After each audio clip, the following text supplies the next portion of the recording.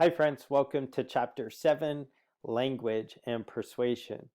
In this presentation, we'll cover 3 sections. In Section 1, we'll discuss the nature of language, symbols, meaning, and persuasion. In Section 2, we'll talk about language intensity, vividness, and offensiveness, and how that all plays into persuasion.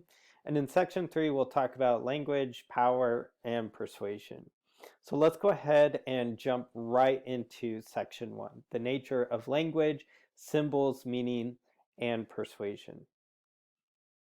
So to understand the nature of language, I feel it's important to first take a look at this semiotic tradition. While the textbook doesn't discuss the semiotic tradition, I think it's important as we explore the nature of language, what is language, and how it plays into persuasion.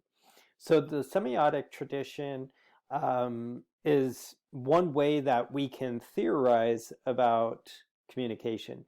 And this really stems from John Locke's essay entitled Essay Concerning Human Understanding, which was published in 1690, that essentially asserts unless the words used excites the same meaning in the mind of the hearer as it does the speaker, none of the ends of communication can be achieved. So essentially, Locke argues that if there is no clear, consistent interpretation of what a word means, then that's going to create incongruencies between communicators. It's going to open up opportunities for miscommunication. So we know that the way that I apply or use my language is filtered based off of my life experiences, my educational level, my own maybe biases, and so forth. And so when I use particular words, I'm attaching a specific meaning or interpretation to that word. However, someone else hearing those words might be interpreting them differently based off of their own experiences, their own biases, their own lived experiences, field of references, the list goes on. It's essentially everything that they're bringing to the interaction. And so this becomes a problematic for effective communication. So language, a big part of language is, defining things. So this is the root of the semiotic tradition, how meaning is created through the use of signs that come to represent objects, ideas, states, situations, feelings, and even conditions. So there are 2 key components to this train of thought or this line of theoretical thinking. The first one are signs, which are essentially defined as a stimulus designating or indicating some other condition. A clear reference to something in reality, such as smoke indicating fire. So you could look at smoke as an indication or a sign that represents the existence of something else, such as fire. On the other component is the symbols. So when we hear that language is a symbolic system, what does that mean? Well, first we have to understand what symbols are. Symbols are defined as instruments of thought that provoke humans to think about something and form a concept in the absence of the object itself. So, what comes to your mind when you hear the word puppy? Some of us, automatically think of that cute, fluffy thing that we just want to grab and hold on to because maybe we have that positive connotative association to puppy. But someone else hearing that, if they had a bad experience with a puppy, they might be attaching a different meaning to it. So, we'll get into this in just a little bit. But the word puppy is essentially a instrument of thought. It provokes us to conjure up these experiences, these ideas, these different abstract cognitive representations to think about a physical object that might not be in our presence, right? So I don't have a puppy to show you, unfortunately, right? So language is a system of symbols. And so we could take a look at this triangle here to understand a little bit about symbols. So language, if we take a look here at this corner, this is a representation. So the word represents, so the word puppy represents or is a direct referent to a physical, tangible thing in reality, a puppy, a baby dog, right? So the word puppy stands for this physical object, and the word puppy also symbolizes a concept, which is the knowledge and interpretation we assign to that. So puppy refers to a concept, and that concept also refers to the referent, the physical object. So essentially, when thinking about language, language is just a symbolic representation of the reality around us. So any type of language you speak or encounter, chances are there's going to be two levels of interpretation. This is the denotative level and the connotative level. So language, words, and symbols have various agreements on the meaning. So the denotative level of meaning is the commonly held meaning that is based on the explicit dictionary definition. This is the literal translation. So if you read ancient texts, for example, so Homer, the Iliad, a lot of these ancient Greek poetry, we could interpret these from the denotative level, which would be the literal translation, and look at history quite literally from that perspective. So a lot of scholars in classical Greek suggest that while yes, we could do that, a lot of these poems, ancient Greek poems, were actually stories or narratives that communicate meaning or transmitted culture from one generation to the next. So there is some debate on whether or not some of these epic poems and some of the battles that took place actually happened, right? So again, the denotative, the literal translation. It's like the textbook dictionary definition.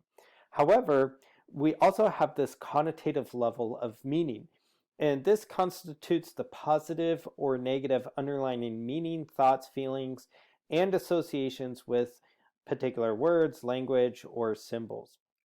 So the connotative level of interpretation tends to be based off of these subjective interpretations and the meaning based on the context, the situation, the application, and the culture. So think about these different words, and I've listed the denotative and the connotative level of meaning. So the word blue, right? This represents maybe something blue. So we could look at the denotative level, which is the literal translation, and this is the word that we use to describe something blue, such as the jacket, that I'm wearing. However, the word blue could have a different interpretation. So it could be interpreted based off of the connotative level of meaning, simply based on the context, the situation, the application, or even cultural norms. So, if I were to tell someone, hey, I'm feeling blue, like it doesn't literally mean that, hey, because I'm wearing a blue jacket, that means I'm feeling like a color. No, we associate the word blue with a connotative emotion of being sad, right? Think about the word home, right? If you look up the definition of home, chances are it's going to, the denotative level of meaning is going to be surrounding this idea of some sort of dwelling or some sort of structure where people reside in, right? So that is the literal translation. However, we have the connotative level of meaning. So what comes to mind? What type of feelings, thoughts, associations do we have when we hear the word home, right? comfort, love, coziness, right? It's been raining, most of the day, and I'm standing in my room. I'm glad that I'm home, right? Because it feels cozy. Uh, so again, there's the connotative level of meaning. Scholarly, right? Denotative, learned. The connotative meaning might be favorable. So we maybe favor scholarship because it means that someone is smart, competent, and knowledgeable about something. Think of the word opinionated. So this, if you look up the denotative level meaning, it's assertiveness. However, if we call someone very opinionated, this might bring up the connotative interpretation that this person is closed-minded. So language is kind of tricky in that there's the denotative and connotative level of meaning. So the book talks about Weaver's ultimate terms, and these reside in the connotative level of meaning and how those connotative meanings carry strong associations that are widely accepted within a large group of people.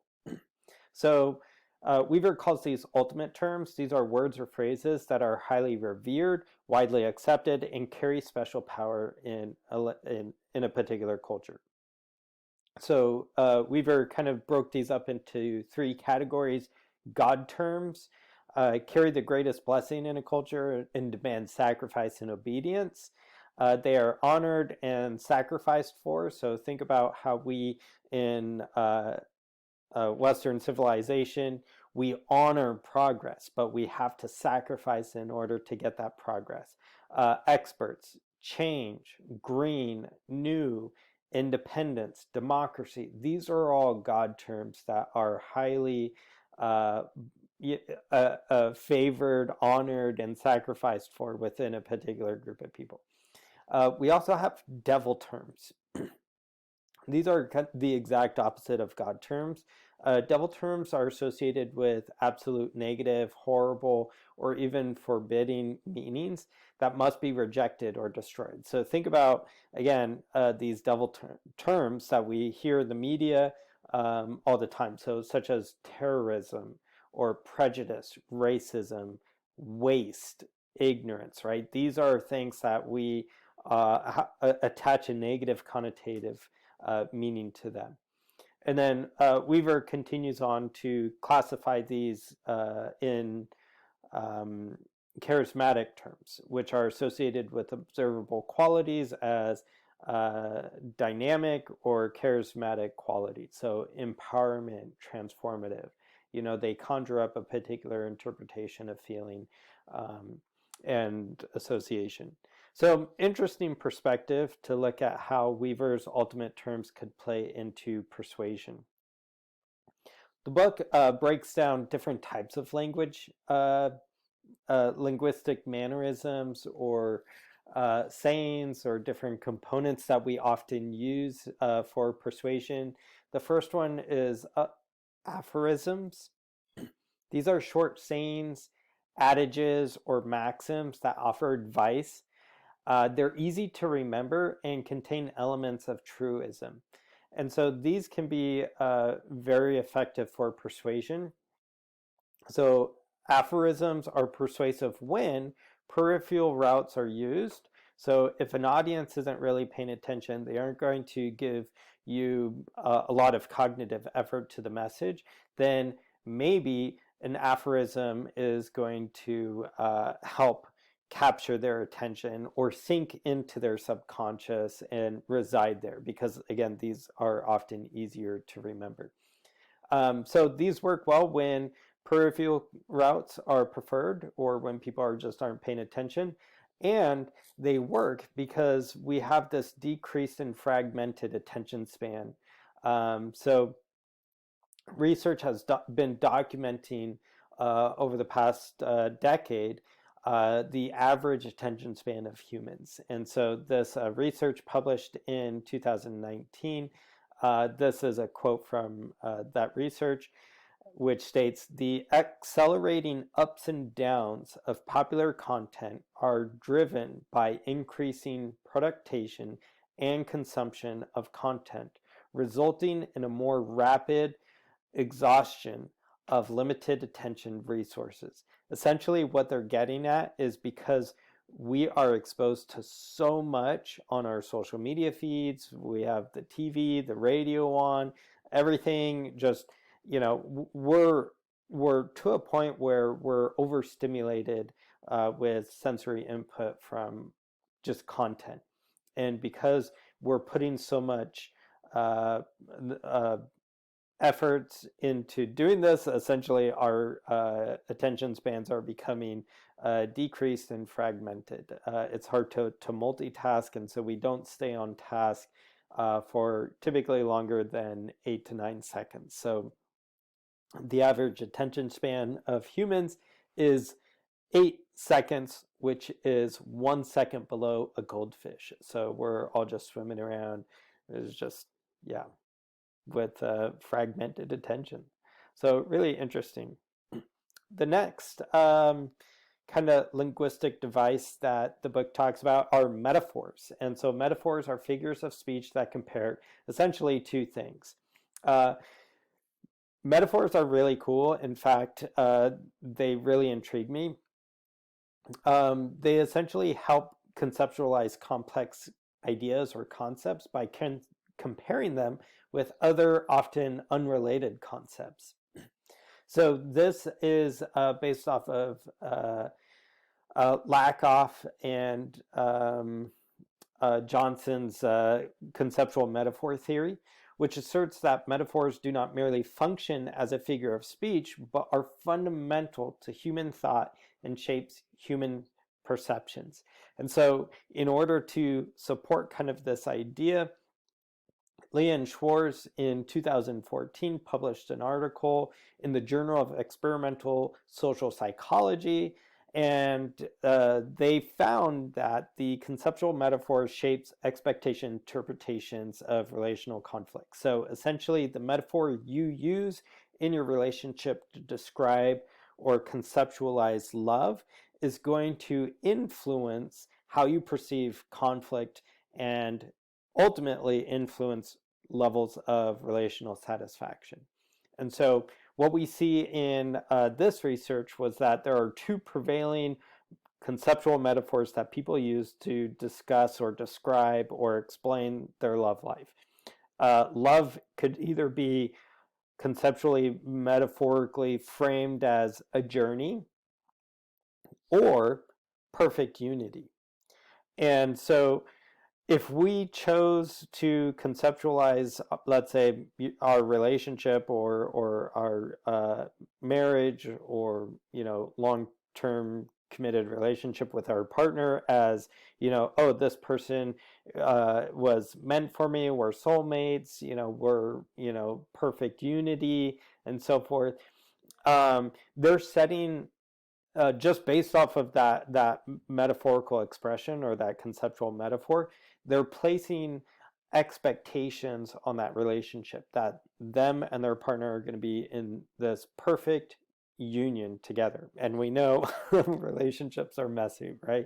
They aren't that easy, right? They take a lot of hard work. So people who had this unity metaphor, this conceptual metaphor framework, when they were asked to recall conflict, they had lower scores in their relational satisfaction compared to those who had a journey, used a journey conceptual metaphor to describe their relationship.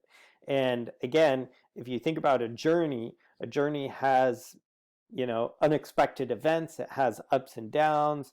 A journey has plot twists. Sometimes you get lost on a journey. You have to backtrack and find your way again. And, it's that prevailing quote, it's not the destination, it's the journey that counts, right? Essentially, people who use this journey metaphor already take into consideration that, relationships are a journey. And so when thinking about conflict in the research, participants had a higher relational satisfaction. Primarily because they probably didn't see conflict as something that threatened their relationship, but saw it as a natural part of that journey. Whereas people with the unity type metaphor, a sign of conflict signifies disunity between the two people, and that could cause alarm or concern for these people. And so they probably evaluate conflict more negatively within their relationship, and so forth. So really interesting to see how relational satisfaction in relationships is influenced based off of the metaphors people use to describe their relationship.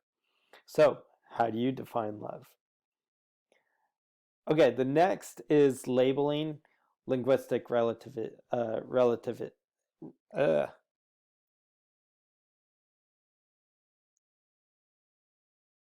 okay, next let's talk about labeling and linguistic relativity.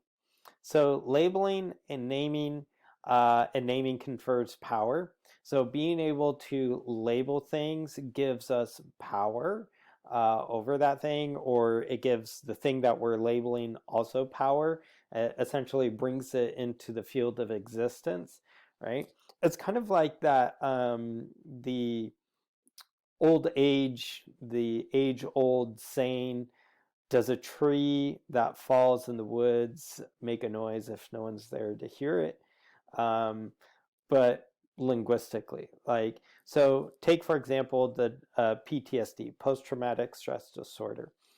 Back in World War II, we often referred to this condition as shell shock, or so shell shock had this, using that terminology, that label, shell shock, um, really shaped the way that we viewed this disorder, but also it limited our understanding of the scope of PTSD. So during World War II, we called it shell shock.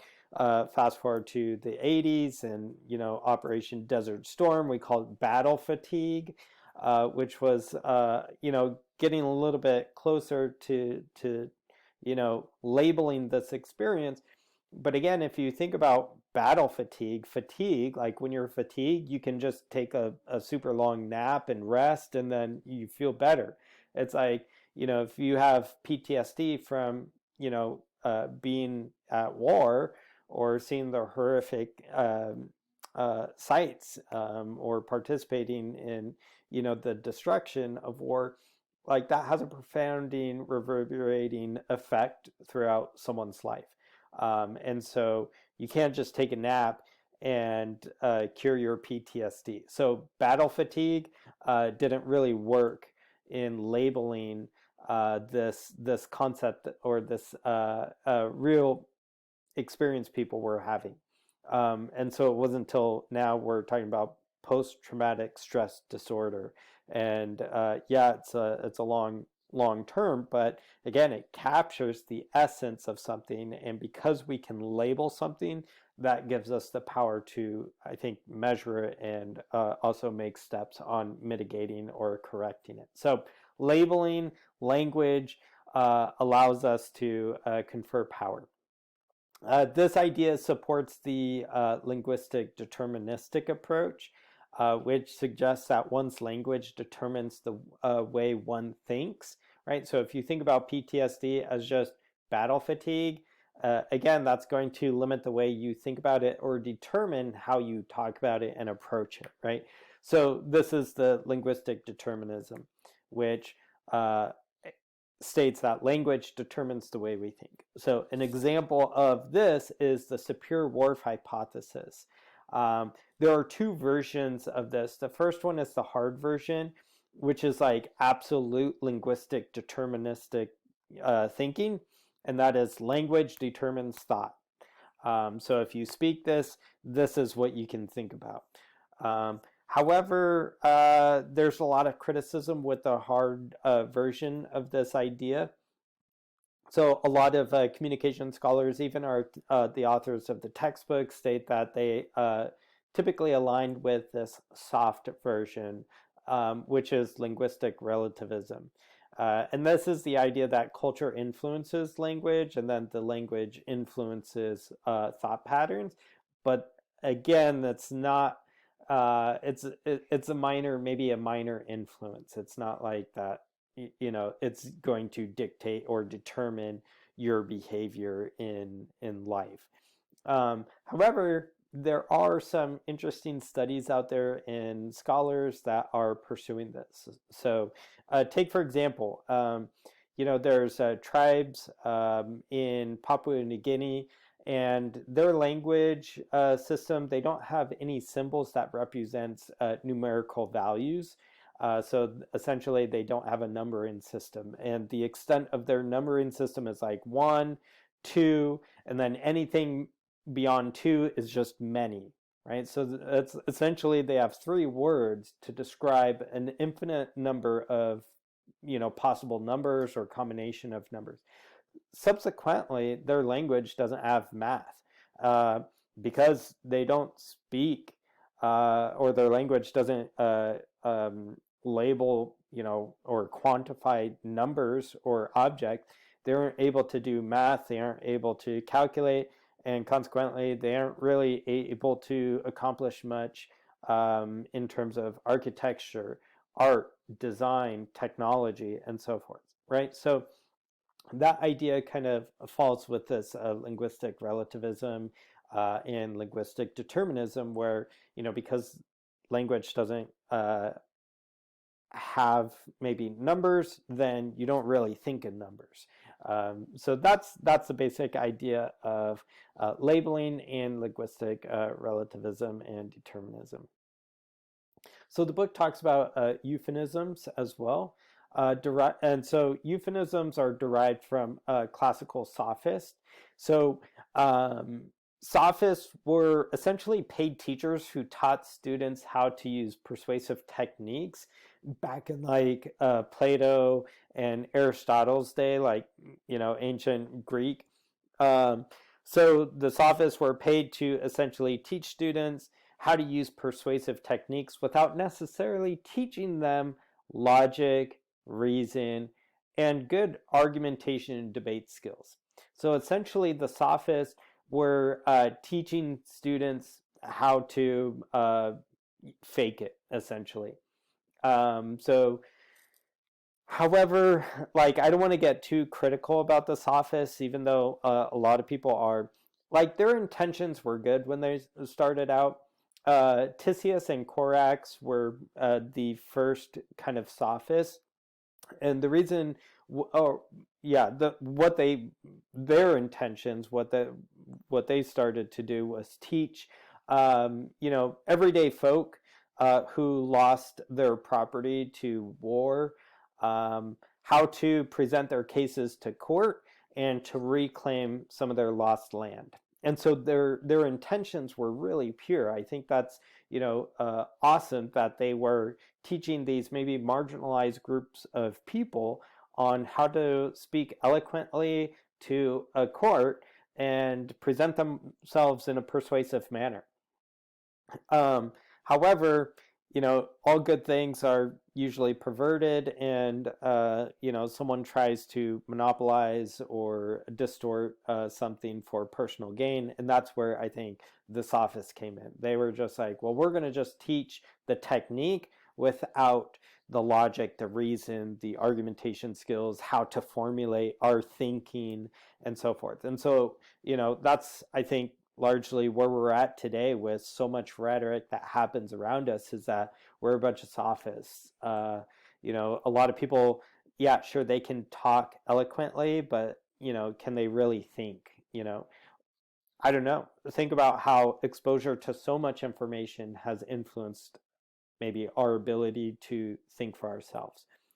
Uh, Completely side tangent that maybe we'll resume later.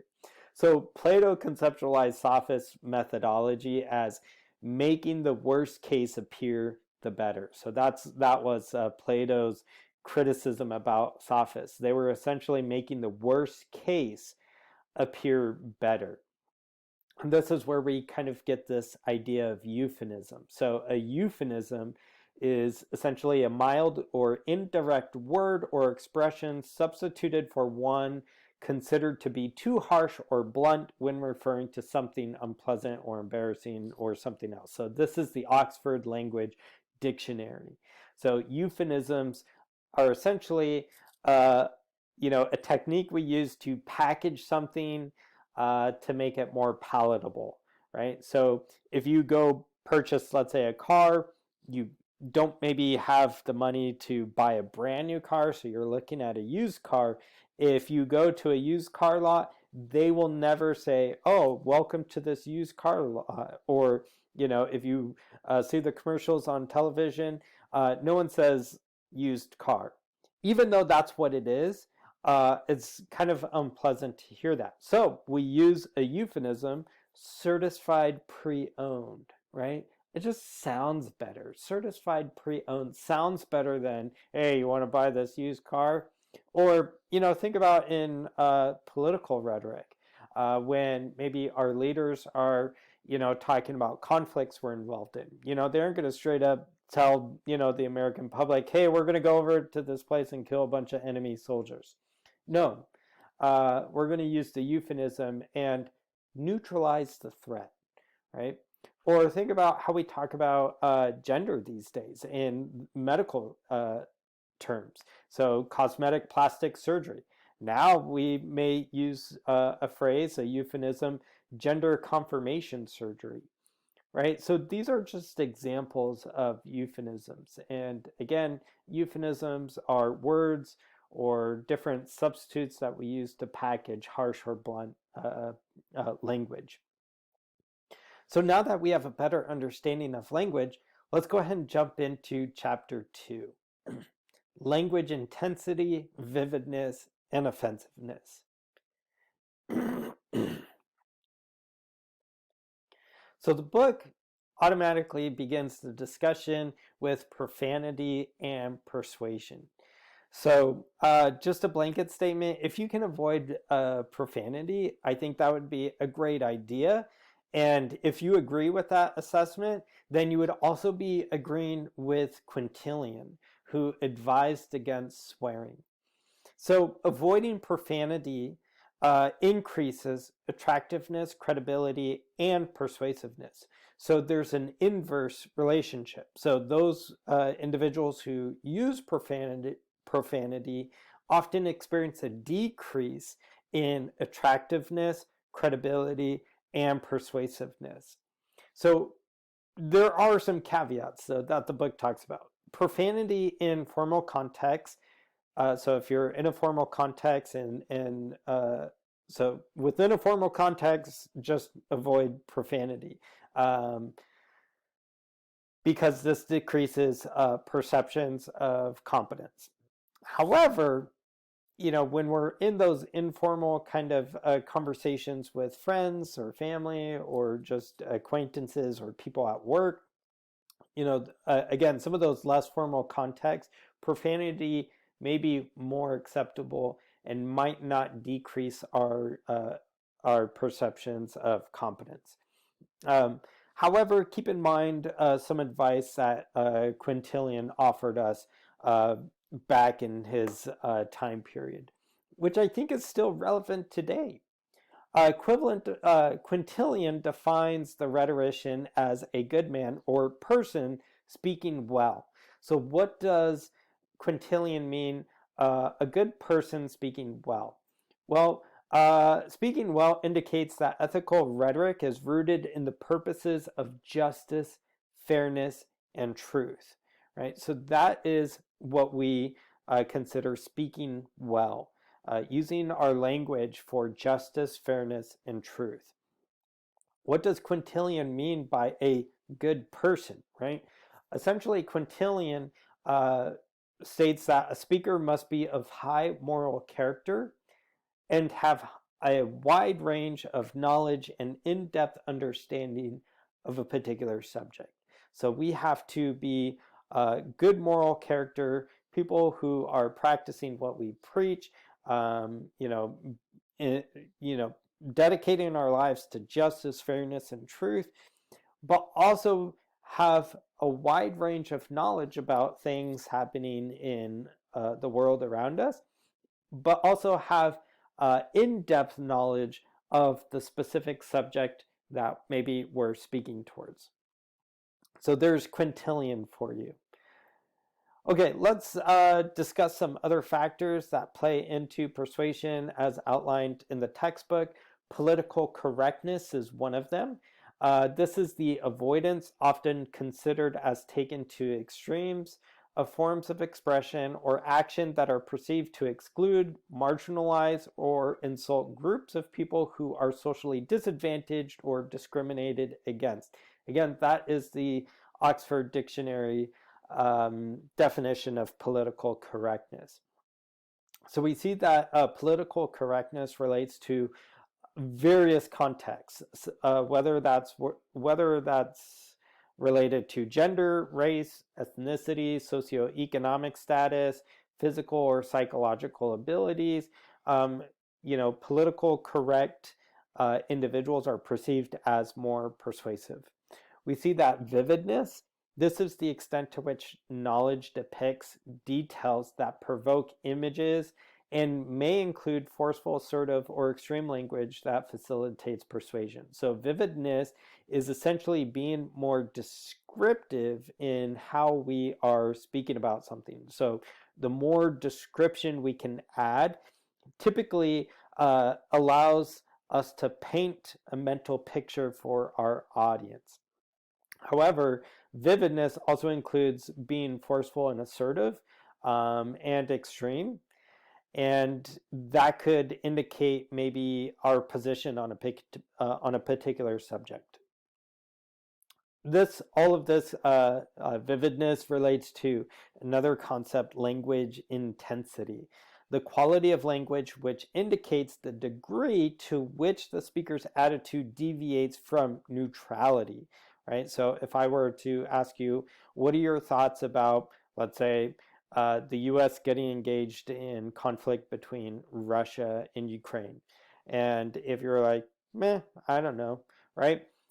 You're taking a very neutral approach. However, if you say, Putin is psycho and we need to get engaged because he's just a madman with this crazy agenda and he's killing a bunch of innocent people, right? If you use again that really intense language, you're indicating that you have a strong attitude towards this. Your language indicates how far you deviate from neutrality. So that is language intensity. So there are a few theories that take into consideration language intensity, and essentially when to intensify language for persuasion, persuasive purposes. So we could look at reinforcement theory. Language intensity can reinforce agreement and lead to persuasion when there is high agreement with sources, right? So if you, let's say, agree that the U.S. should get involved, directly in conflict with Russia, if you agree with that, and let's say I agree with that, and if I used really, really intense language, then that's going to reinforce your position on that. And again, these are just hypothetical examples. I'm not, saying one thing or the other. I'm just being neutral, giving examples. However, language intensity can reinforce opposition or disagreement when there is lower agreement with source. So let's say you have disagreement. You disagree. The U.S. should not get involved at all. And if I use very forceful or intense language, then that's going to reinforce maybe your opposition to my idea or to what I'm proposing. And this is, again, the reason why I think we see so much polarization in our own politics and just the divisiveness that we experience in all sorts of different aspects in society, is because we're using super intense language, or maybe, in today's society, if you want to be heard, if you want to cut through all the noise and just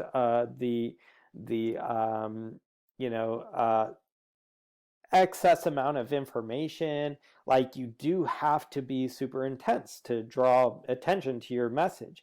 Um, but again, if people disagree with your message, then that's going to create more divide between you and the opposition. Again, another interesting way to think about it is through this reinforcement theory. Another theory we could look at is language expectancy theory. And this is loosely based off of Judy Burgoon's expectancy violation theory, which we'll talk about if we haven't talked about it already. But essentially, people they have certain expectations about language and what's appropriate and inappropriate. And violations to those expectations can either be perceived as negative. So let's say if you have a low credible source that violates a linguistic expectation, then most people perceive that as negative or positive. When, let's say, a high credible source uses, let's say, profanity, for example, then that's not going to, even though it violates the expectations, there's wider acceptance for these high credible sources to use profanity. The other one is this information processing theory. Language intensity may increase attention and comprehension, which are really the first two things needed in order to process information. Like, we first have to give our attention to something, and then we have to comprehend what is it we're processing, right? So those are the first two steps in processing information. So intense language can increase that attention and comprehension, but again, it doesn't take into consideration if people reject our messages, especially if they engage in that central route to process information, as we discussed by the elaborated likelihood model, elaboration likelihood model. Another theory that we could look at is communication accommodation theory outlined by Giles. And essentially, communication accommodation theory suggests that humans naturally try adapting their language or communication styles to fit in their surroundings so that they're perceived as more likable and essentially they can communicate more effectively.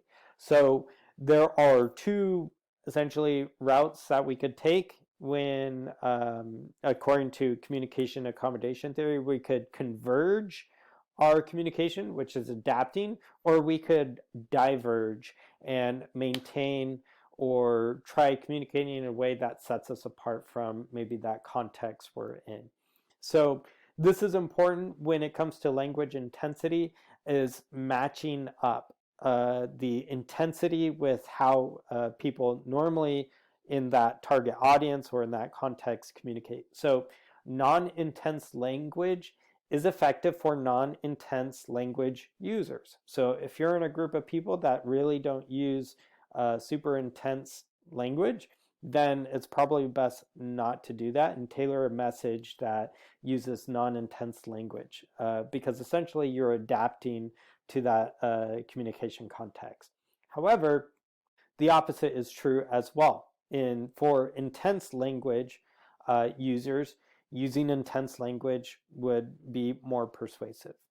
So there's some theories that take into consideration language and intensity. Okay, last little bit of this presentation is powerless language and persuasion. Okay, so the textbook talks about powerless utterances, and the authors give a list of different types of powerless utterances that include hesitation, hedges, intensifiers, polite forms, tag questions, disclaimers, or sometimes called but statements.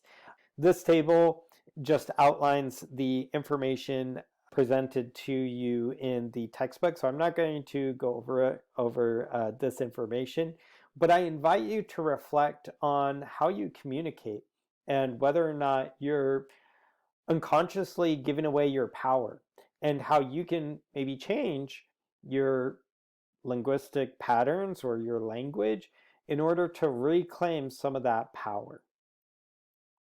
So in this presentation, we talked about the nature of language, symbols, meaning, and persuasion. In section 2, we talked about language intensity, vividness, and offensiveness. And in section 3, language power and persuasion. Thank you so much for tuning in, and we'll see you next time.